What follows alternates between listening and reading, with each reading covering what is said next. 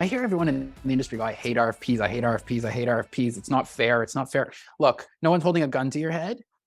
An RFP is a request for a proposal, right? You don't like the request, don't respond to it, right? If all the shitty RFPs didn't get responded to, guess what?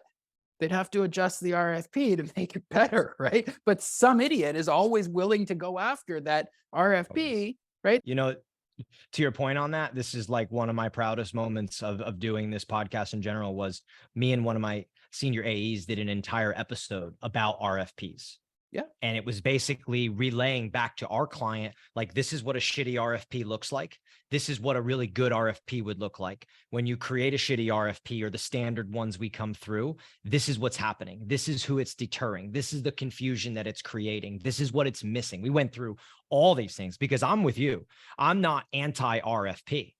Now, I'm going to take my time to go through and select which ones that I want us to pursue. And that's what our right is. You know what I mean? And then there's ones, but what you're saying is if everybody just stopped responding to shitty RFPs, people would have to restructure what they're doing and the way that they're doing. So here's the thing. I'm going to give you this, right? And here's a tip for any people listening to this who prepare RFPs, right? When you prepare an RFP, you put a budget in play.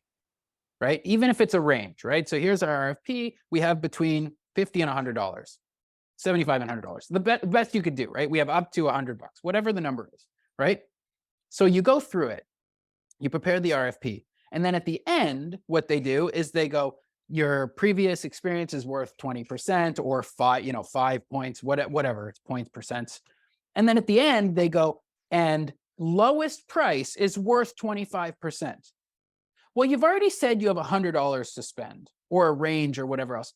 Now I'm going to prepare the best proposal for you. It will fit into budget, but realistically, even if I get 75 out of 75 on the other stuff, I'm going to lose because I'm spending up to your budget, right? So get rid of the idea that pricing needs to be evaluated and start getting used to the idea that you're willing to pay for the work that's being done. Whatever the budget is, clients decide whatever budget they put in there, right? If they want to leave a contingency and they put $90 instead of $100, you're going to get a $90 proposal.